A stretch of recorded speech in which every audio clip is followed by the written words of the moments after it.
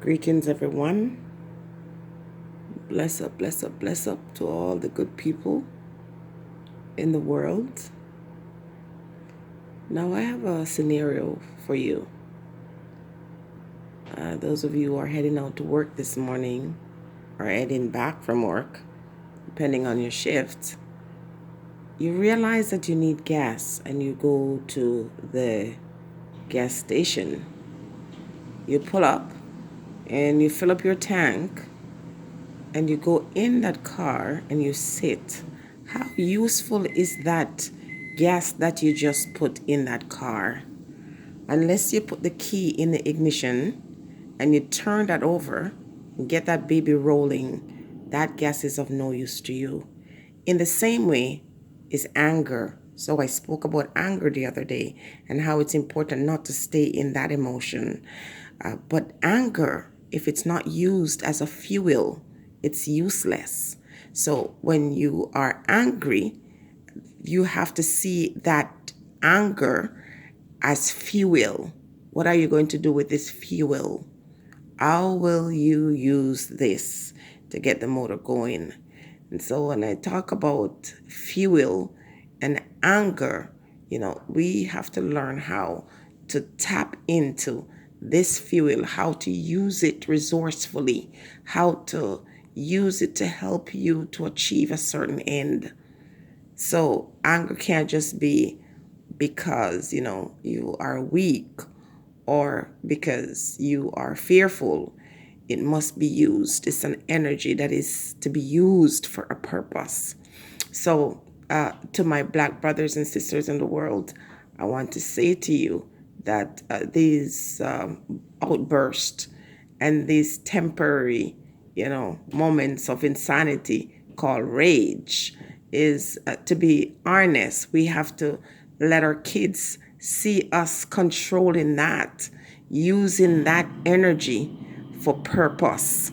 Okay, so this is why you're always showing pics of your brothers and sisters being treated badly in the world. This is why you're always showing how, this is happening to this folk and this happened to your folk. And look at the difference in the treatment or look at the difference in the result, because you're not harnessing that anger. That anger is like sitting there in that tank, not being used to do anything to create change. So if you look at any core group, any group that have experienced any kind of oppression, when you look at what they have done with anger and what we have done with our anger in the oppression that we face, it is completely different. The certain groups, for example, in fighting for their rights and their freedoms, they don't turn on each other, they turn to each other. Do you get it? Do you understand? That's why some groups are so powerful. That's why, these groups don't look at you and say, oh, this Black person or these African people have been so oppressed like we have been oppressed. They separate themselves from you and they demand their freedom. The only time they remember you, the only time they come to you and say, oh, we have solidarity, we have the same kind of oppression, is when they want you to help them with their purpose, with their agenda, with their goals, with their opportunities, with their rights. They don't give a tutu about you. You have to learn how to harness that. What are you angry about today? You're discontented about your job or about your life or about your love situation, your relationship, your children. What are you angry about?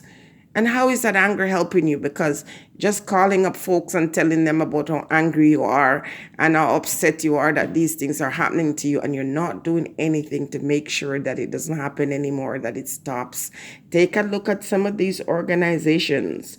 Look at the force at which they go at individuals that do them wrong, and they never forget. They're like the animal. I think it's the elephant that have this situation with it, that it will never forget what you have done to it. It has a memory that lives on. I think as African people, we have to forgive for the purpose of living in harmony with folks, but that forgiveness must not be one where, I look at you and I'm shocked that you have done something bad again. You shouldn't be shocked. If I prove myself to be a criminal and I gain some sort of acceptance and forgiveness, you think the individuals who are forgiving me will be in a space with me where something goes missing and I'm not the first one they look at to say, oh, you did it? You have to remember history, and you have to stop allowing folks to come to you and do the same things to you over and over, and you're surprised. Why are you surprised? At some point today, I'm going to attach a video to this so you can watch it. Recommend this a very important video to watch, not because we want to stew in our rage or anger, but to remember, all these remembrance days that people celebrate around the world. What? Huh? They just want to remember so that they can feel sorry for themselves. No, they want to remember so these things don't happen again. The anger must be a fuel that is put to use, not destructive use, but creative use that not just build you and your community, but send a message to the entire world that we're here now. We're not going anywhere, and we're not going to allow you to do this to us anymore. I truly get tired of the stories of oppression. I truly get tired of seeing the inequality that exists in the world. But I could talk about it all I want until my teeth fall out, until you're about to make personal change in your own life and in the other life of other people, of course. There will never be any change. You are willing to forgive, but many will not forgive you.